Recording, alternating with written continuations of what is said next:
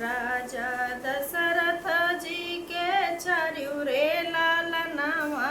रे चार्यू रे लालनवा रे चारू के कैले बियाह रे लालनवा चारू के कैले बियाह रे लालनवा कई के बियाह राजा घर के लावटले अरे घर के लावटले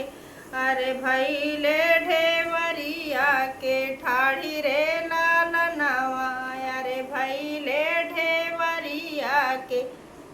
ठाड़ी रे लालनवा भीतरा से निकाली है रानी कई के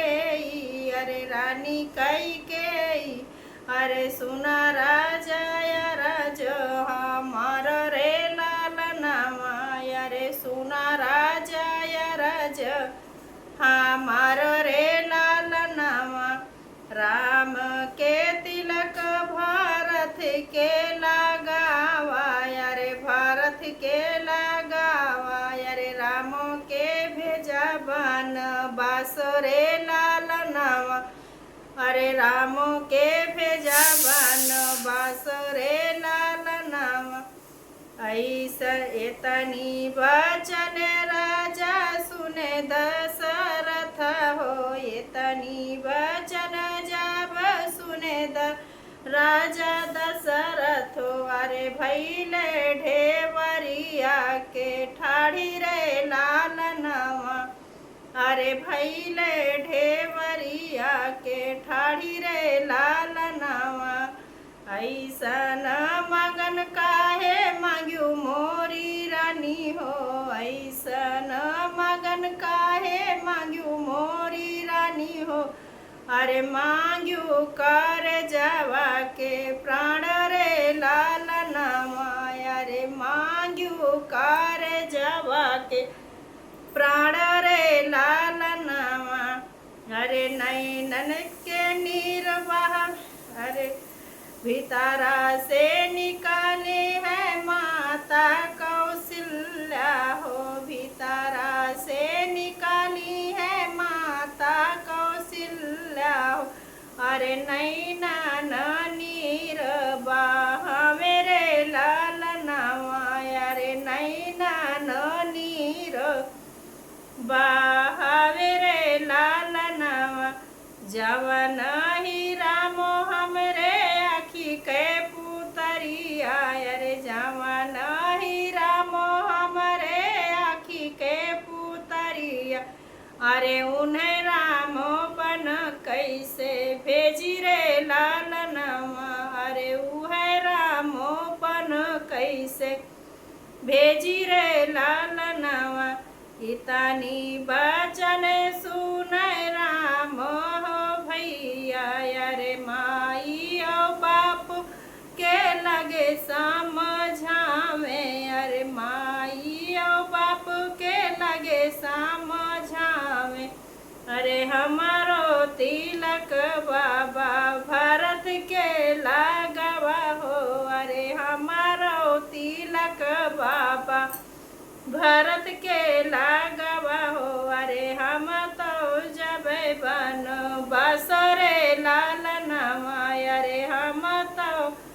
जब बन बसरे लालनवा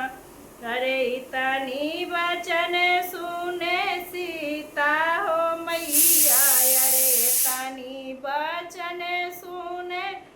सीता हो मैया अरे सुना स्वामी अरज हमार रे लालनवा अरे सुना स्वामी अरज हमार रे लालनवा भूखिया पियसिया स्वामी तोरे साहब हो भूखिया पियसिया स्वामी तोरे सांगे साहब हो अरे तोरे सांगे साहब चल बन बास रे लालनवा अरे चल हम हूँ बन बास रे लालनवा आगे आगे राम चले पिछावा से लक्ष्मण आगे आगे राम चले पीछावा से लक्ष्मण रे बिचावा में जनक के दुलारी रे लालनवा अरे बिचावा में जनक के दुलारी रे लालनवा